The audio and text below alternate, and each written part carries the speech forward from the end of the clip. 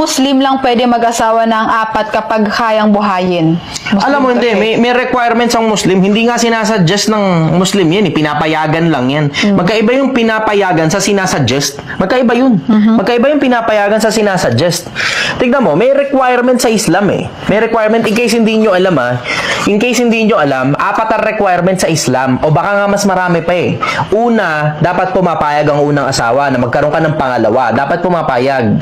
Pangalawa, kailangan kaya mo silang buhayin pare-parehas financial capability, 'di ba? Pangatlo, dapat kaya mong mahalin pantay-pantay. Tapos pang-apat, dapat nakapagpaalam ka sa Sharia court. Hindi yan basta jojowain mo na lang, tatawagin mong asawa, tapos hiwalay kung kailan maghihiwalay, tapos papalitan mo na naman ng bago. 'Di ba? Hindi ganoon yan. Hindi ganoon yan.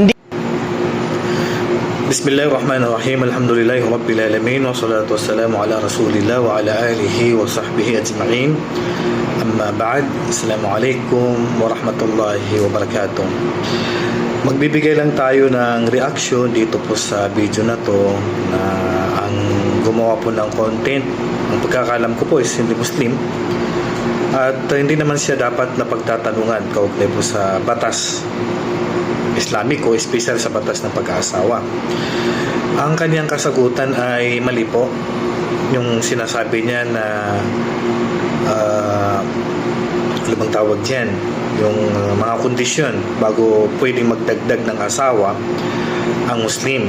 Nabanggit niya sa mga kondisyon na kailangan magpaalam muna sa unang asawa.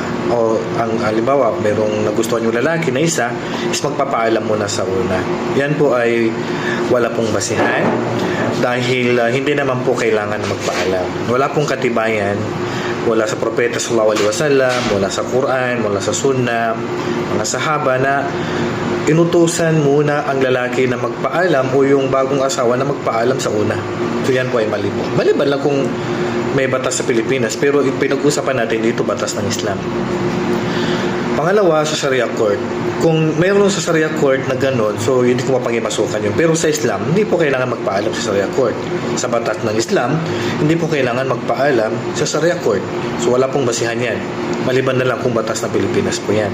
Hindi ko po alam yan. Pangatlo, pantay ang gastusin, yan po ay tama. Pero nakadepende po sa pangailangan. Kasi yung hindi naman pwede na pareho lang ibibigay mo sa kanila. Yung isa may anak, yung isa walang anak. Nakadepende po yan sa gastusin at pangailangan po ng bawat isa. Hindi po yan magiging, halimbawa, 1,000 dito, 1,000 dito. Hindi po. Nakadepende po sa pangailangan ng bawat isa. So, may tama siya dito. Yung panghuli, yung pantay ang pagmamahal, hindi po totoo yan. Hindi po kailanman magiging pantay ang pagmamahal po.